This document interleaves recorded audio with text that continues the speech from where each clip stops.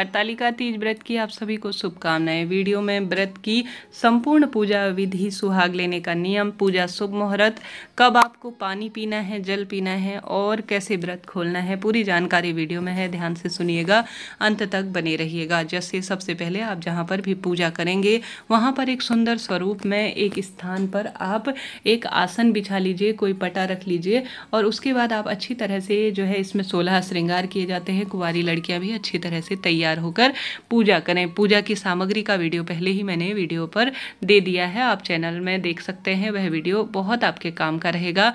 आप सभी को सुंदर अवस्था में इस दिन ब्रह्म मुहूर्त में और प्रदोष काल में 2 समय यह पूजा की जाती है। सुबह जो है पूजा का शुभ मुहूर्त 6:01 से 8:32 तक रहने वाला है और प्रदोष काल पूजा का शुभ समय शाम को 5:50 से 7:20 के आसपास होगा। यह प्रदोष काल का शुभ समय है। इस समय आपको महादेव की पूजा करनी चाहिए। इस व्रत की पूजा सुबह और शाम को की जाती है, हालांकि कई लोग 4 पहर भी करते हैं। अब व्रत कब खोलना है, कैसे रहना है, इसका नियम वीडियो के अंदर है, सुनिएगा। सबसे पहले जहाँ पर भी आप पूजा स्थल पर साफ सुथरा कर लीजिए, तैयार हो जाइए।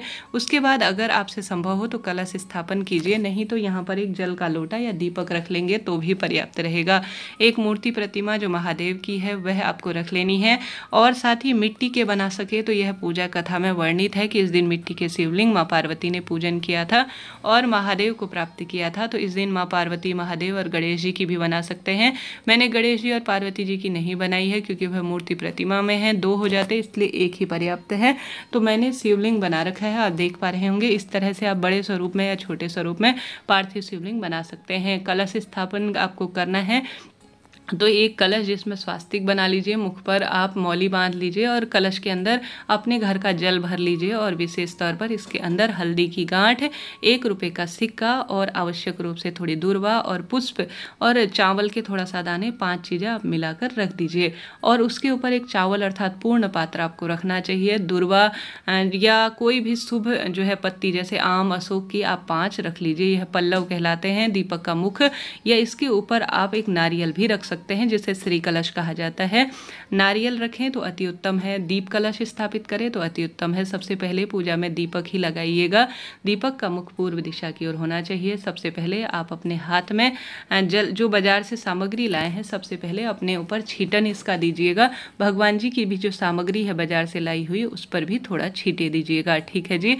और साथ ही आप सभी थोड़ा संकल्प लीजिएगा। अपने हाथ में, दाहिने हाथ में चावल और फूल लेकर अपना नाम और गोत्र और भगवान से प्रार्थना करनी है कि प्रभु आज हरतालिका तीज व्रत करने जा रही हूँ, मेरे व्रत को संपन्न करें। आप निर्जल रहते हैं तो उस तरह से संकल्प लें, जैसी आपकी इच्छा है उस अनुसार आप व्रत कर सकते हैं। हालांकि यह व्रत निर्जल ही किया जाता है। अब सबसे पहले आप सभी को जो महादेव का शिवलिंग बनाया है उसमें पंचामृत, दूध, दही, घी, शक्कर, शहद आपको एक कटोरी में बना लेना है। सबसे पहले शिवलिंग पर श्री शिवाय नमस्तुभ्यम या नमः शिवाय ओम मंत्र का जाप करते हुए जल चढ़ाएं। उसके बाद पंचामृत चढ़ाएं, उसके बाद जल चढ़ाकर अभिषेक की पूजा करें और आप जल के छींटे इत्यादि शिव पार्वती की प्रतिमा फोटो में भी दे सकते हैं। सबसे पहले गणेश जी को आपको रोली, चंदन, मूली, अक्षत समर्पित करना चाहिए। उसके बाद महादेव को चंदन और जो भी आप लाए हैं सामग्री, अक्षत वगैरह सारी चीज़ें समर्पित करें। दुर्वा घास गणेश जी और महादेव को समर्पित करें।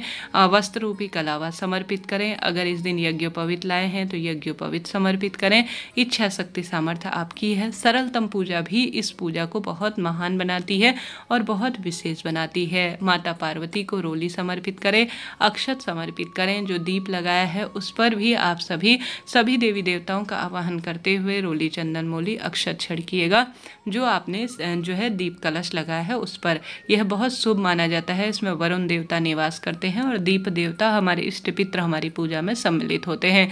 इसके बाद बेलपत्र, दूर्वा, पुष्प, जो भी चीज लाए हैं प्रभु का नाम मंत्र स्मरण करते हुए पार्थिव शिवलिंग पर और उनकी मूर्ति प्रतिमा पर अपनी मनोकामना और मंत्र जाप करते हुए समर्पित करें। तत्पश्चात आप सभी यज्ञोपवीत और आवश्यक रूप से जो सुपारी है वह भी समर्पित करें।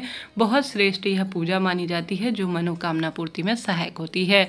नारियल जो कि संतान और वंश में वृद्धि करने वाला और सबकी मनोरथ सिद्ध करने वाला माना जाता है, वह आपको इस दिन चढ़ाना चाहिए। यह बहुत श्रेष्ठ माना जाता है। घर के मंदिर में भी श्रीफल अर्थात माता रानी का स्वरूप होता है, इसमें भी रोली, चंदन, मूली, अक्षत समर्पित कर कर आप इसे भगवान जी के समक्ष रखें। प्रसाद इत्यादि भी भगवान जी को समर्पित करें। जो खीरा है, मौसमी फल है, उसे जरूर से समर्पित करें। इस दिन चने भी भगवान जी को समर्पित करने चाहिए, शुभ इसे माना जाता है। साथ ही इस दिन आवश्यक रूप से आपसे 16 श्रृंगार की सामग्री या 5 या कम ही सही जोड़े से आप सभी कम ज़्यादा जैसा भी है आप माता पार्वती को समर्पित करें। इसमें आप ब्लाउज का पीस, साड़ी, चूड़ी, बिंदी, महावर, बिछिया जरूर समर्पित करें। मनोकामना और सुहाग की सबसे बड़ी निशानी है मानी जाती है। इस तरह से आपको माता पार्वती को सुहाग की सामग्री समर्पित करनी है। जो चीज़ हम नहीं ला पाए हैं उसके लिए हमें दक्षिणा रखनी चाहिए। साथ के साथ आप सभी को बाद में यह प्रसाद सभी भक्तजनों को वितरित करना चाहिए, घर के सदस्यों को। आप सभी को इसके बाद माता पार्वती को अपने सिंदूरे से आवश्यक रूप से सिंदूर समर्पित करना चाहिए।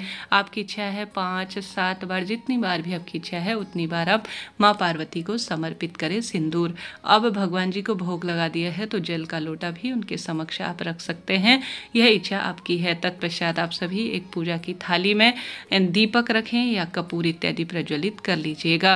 अब आप सभी को इसमें हवन भी करना होता है। आपकी इच्छा है आप हवन करना चाहें तो पूजा कोई भी हो उसे विस्तृत स्वरूप में या संक्षिप्त स्वरूप में जैसा भी आपसे हो उस स्वरूप में आप कर सकते हैं। दीपक के साथ एक कपूर भी अलग से जलाइएगा, उससे आरती करने का आप प्रयत्न करें। आरती करने का प्रयत्न करेंगे तो भगवान जी निश्चित रूप से आपकी मनोकामना पूर्ण करेंगे। अब आपने दीपक प्रज्वलित कर लिया और दीपक की सारी तैयारी होने से पहले आप सभी विशेष तौर पर दीपक तो प्रज्वलित कर लीजिए, उससे पहले आप सभी को कथा सुननी चाहिए। कथा आप अपने दाहिने हाथ में थोड़ा सा चावल और पुष्प लेकर कथा को हरतालिका तीज व्रत की सुनिएगा। ठीक है जी, यह बात हो गई। अब आपने कथा सुन ली, दीप प्रज्वलित कर लिया। जो एक दीपक है पहले लगाया हुआ वह पूर्ण रूप से जलता रहे, इस बात का ध्यान रखिए। और जो दूसरा वाला दीपक लगाया है उसे आप सभी जो है वहाँ से घुमाइएगा, आरती कीजिएगा। प्रथम वाला दीपक पूरी रात और पूरा दिन जलता रहे तो अति शुभ से जाना जाता है।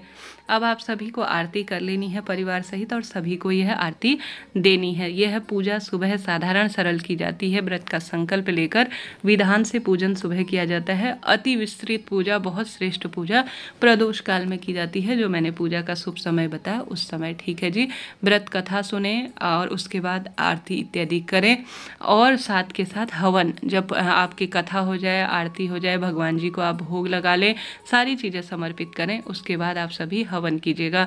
अब हवन में यहाँ पर करके दिखाओ तो वीडियो काफ़ी लंबा हो जाएगा, इस कारण से इस तरह से कोई एक कटोरे लीजिए, उसमें आप सभी विशेष तौर पर थोड़ा सा जो है कपूर और घी और आवश्यक रूप से संविधा भी बाजार में मिल जाती है, उससे आप हवन कीजिएगा।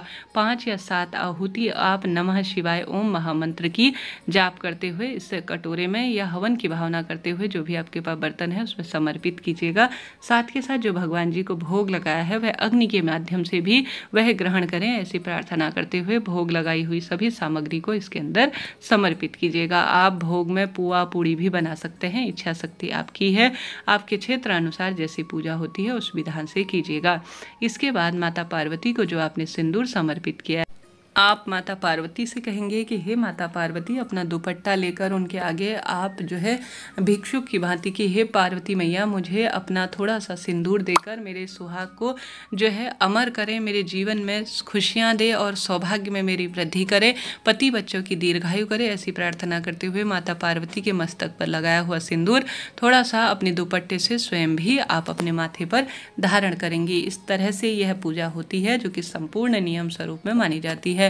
हरतालिका तीज व्रत आप सभी को पूरे दिन और रात्रि करना चाहिए। यह व्रत थोड़ा कठिन माना जाता है परंतु यह तुरंत फल देने वाला होता है। कुंवारी लड़की, सुहागिन महिलाएं सभी इस व्रत उपवास को करें और दूसरे दिन यह व्रत खोलना है। यह व्रत आपको 7 तारीख को शनिवार की सुबह 6:14 से 7:15 तक खोल लेना है। बहुत शुभता के स्वरूप में इसे जाना जाता है। और इस व्रत में आप अगर किसी कारण से पूरे दिन भर में पानी नहीं पी पाए हैं स्थिति ऐसी है कि बहुत दिक्कत हो रही है, तो शाम को प्रदोष काल की पूजा के बाद आप थोड़ा सा एक बार पानी पी सकते हैं, कोई दिक्कत की बात नहीं है। देखिए, तबीयत खराब हो जाए, शारीरिक पीड़ा हो जाए, दुख तकलीफ हो जाए, इससे अच्छा है हमें जल ग्रहण कर लेना चाहिए।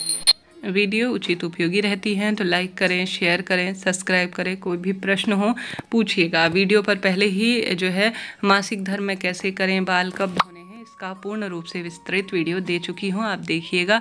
और साथ ही जो सामग्री है उसका भी दे दिया है। आगे चलकर सामग्री विसर्जन कब कैसे करना है इसका वीडियो विस्तृत रूप से आएगा। अभी के लिए इतना ही।